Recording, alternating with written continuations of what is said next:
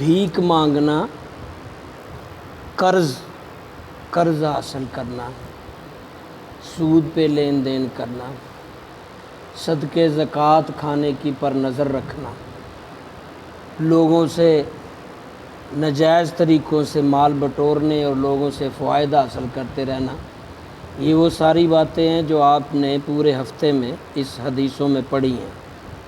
آج کیونکہ حدیثوں کا خلاصہ ہے، ویسے بھی یہ چیپٹر مکمل ہو گیا۔ آپ نے تقریباً 7 سے 8 احادیث پڑھی تھیں جس میں فرمایا کہ بھیک مانگنے والے کو آپ نے برا کہا، بلکہ یہاں تک کہ یہ میرے سامنے جو حدیث ہے، اللہ کے نبی صلی اللہ علیہ وسلم فرمایا کہ جو بھیک مانگتا ہے قیامت کے دن اس کے چہرے پر زخم ہوں گے، چہرہ فالج زدہ ہوگا۔ ایک حدیث میں فرمایا کہ اللہ رب العزت کو بھیک مانگنے والا، صدقے فطرانے پر رہنے والا اور لوگوں سے قرض لے لے کر زندگی گزارنے والا اللہ اور اس کے رسول کو پسند نہیں۔ کوئی ضرورت کے تحت کچھ سخت مجبوری ہو تو ہو بھی جاتا ہے، ایوائڈ کریں۔ یہاں ایک صحابی کو جب پتہ چلا کہ جس نے جناب صلی اللہ علیہ وسلم پوچھا، اللہ کے نبی میرے لیے کوئی اچھی بات، اچھی نصیحت، آپ نے فرمایا بھیک نہیں مانگنی۔ اور پھر وہ اس طرح خودداری سے زندہ رہے۔ کبھی کبھار ان کی سواری سے اگر چھمکا، جو گھوڑے کو چلانے والی سٹک، وہ زمین پر گر جاتی تو وہ کسی کو نہ کہتے یار یہ مجھے اٹھا کے پکڑا، یعنی خالی مدد، بھیک والی مدد تو دور کی بات ہے، فزیکلی مدد بھی نہیں لیتے تھے، خود نیچے اترتے، سٹک اٹھاتے اور پھر چلتے۔ یہ خوددار اسلام خودداری سکھاتا ہے۔ کیوں آپ کسی سے مدد لینا چاہتے ہیں؟ اپنے پاؤں پہ کیوں نہیں کھڑے ہوتے؟ کیوں اپنا کام مزدوری کر کے نہیں خودداری کا مظاہرہ کرتے؟ کیوں آپ غریب رہ کر اپنے امیر بھائیوں پر نظر رکھتے ہو کہ وہ مجھے دے؟ امیر لوگوں کو اب دیکھتے ہو کہ وہ مجھے بھیجے، فطرانہ دے، مجھے صدقہ دے۔ بھائی خوددار بنو، پاؤں پہ کھڑے ہو جاؤ۔ بڑے بڑے غریب صحابہ جن کو میں جانتا ہوں، ایک یہاں حدیث میں پڑھا تھا آپ نے، ہجرت جب کی نا صحابہ نے تو بڑی غربت تھی ان پر۔ مدینے میں جب آپ نے مواخات صحابہ یعنی بھائی چارہ بنایا، ایک مہاجر کو انصار کے ساتھ ملا کر بھائی چارہ قائم کیا، تو جس صحابی کے حصے میں یہاں تک کہ وہ بڑا بھائی چارہ مشہور ہے تاریخ میں، جن کی 2 بیویاں تو وہ ایک بیوی کو طلاق دے کے اپنے بھائی کے نکاح میں، گھر میں ایک کمرہ بھائی کو، جداد میں بھی شریک کرتے۔ تو ایک صحابی ایسے بھی تھے، بلکہ سب صحابی خوددار تھے۔ صحابی کہنے لگے بھائی مجھے اپنے مال سے کچھ نہ دے، میں تیرے مال سے نہیں لینا چاہتا، مجھے بازار کا راستہ بتا کہ کہاں چیزیں بکتی اور خریدی جاتی ہیں، بس اتنا مہربانی کر۔ کیونکہ وہ مہاجر تھے تو صحابی نے جا کر بازار دکھایا کہ یہاں چیزیں لوگ بیچتے اور خریدتے ہیں۔ اس نے اپنا وہیں جا کے شروع کر دیا کام، اور وہ 10 سالوں کے اندر مدینے کا امیر ترین آدمی تھا۔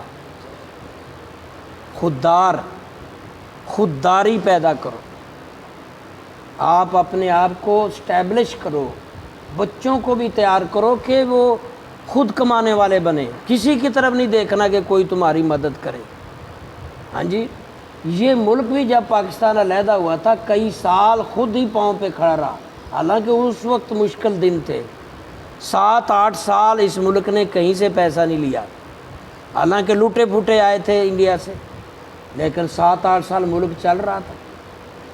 ہاں جی، اس دوران چھوٹی موٹی جنگیں بھی لڑیں، انڈیا نے دخل اندازی جب کشمیر پہ قبضہ کیا اور بھی، لیکن بغیر کسی قرض لیے، بغیر کسی سے مدد کر رہے تھے۔ اور کافروں نے IMF بنایا اور مدد دینا شروع کی، قرض دینا شروع کیے، اور ورلڈ بینک کے نام سے کس طرح مختلف ناموں سے قرضے دے دے کر اس وقت سارے مسلمان ملک کافروں کے مقروض ہیں، سود بھی دیتے ہیں، مقروض بھی ہیں، آنکھیں اٹھا کے نہیں بات کر سکتے۔ پاکستان کی حکومت IMF بناتی اور بگاڑتی ہے، ان کی مرضی سے سارے کام ہو رہے ہیں، مرضی کے سارے معاملات ہو رہے ہیں، جہاں چاہے کام روک دے، جہاں چلائے، روپیہ اوپر لے جائے۔ کیوں؟ ہم اس کے مقروض ہیں اتنا۔ اور یہ پورا مسلم امہ ایسے ہی ہے، امریکہ بھی ایسے ہی ہے، وہ بھی ورلڈ میں IMF کا مقروض ہے، اس کو بھی یوز کرتے ہیں، اس ملک کو مار، اس ملک کو مار، اس کے بعد گنڈے ہیں، طاقت ہے، جدید اسلحہ ہے، اس ملک کو مار دے، اس ملک کو مار دے، سارے اسلامی ملک مر گئے۔ تو خودداری اپنائیں، پاؤں پہ کھڑے ہوں، بزنس مین بنیں، تجارت کریں، چاہے چھوٹی سی کیوں نہ ہو، چھوٹی سی تجارت کیوں نہ ہو، صدقے، خیراتیں، فطرانے، زکاتیں، ان چیزوں سے پرہیز کریں، بچیں، خوددار بنیں۔ ہاں محتاجی اللہ نہ کرے ہاتھ پاؤں نہیں رہے، گونگا بہرا ہو گیا ہے، کوئی کام مل نہیں رہا، تو اتنے دنوں کے لیے آپ کچھ مدد لے سکتے ہیں، آپ کام ڈھونڈے تو مل جائے گا، کیا نہیں ملتا ہے۔ اور آپ کچھ یہ بھی مسائل آ جاتے ہیں، میں نے کئی ایسے بچے بچیاں پڑھے لکھے مانگتے دیکھے ہیں کہ وہ اتنا پڑھ گئے، اب ان کو کام کرتے ہوئے شرم آتی ہے، اب ان کے سٹینڈرڈ کا کام نہیں ہے، لہٰذا وہ مزدوری کرتے ہی نہیں۔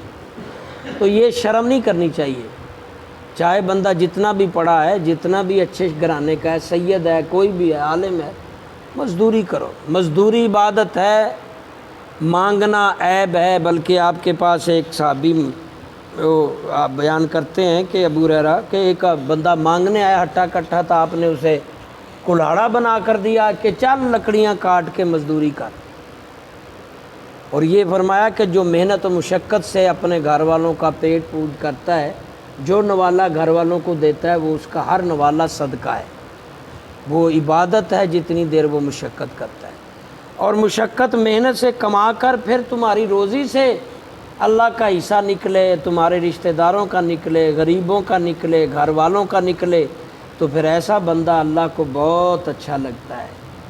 ایسا بندہ جو کمائے پھر اس اپنی کمائی میں سے اللہ کو دے، اللہ کی مسجدوں کو دے، بل دے، ضرورتیں پوری کرے غریبوں کی، رشتہ داروں کو دیکھے۔ تو باہر کیا،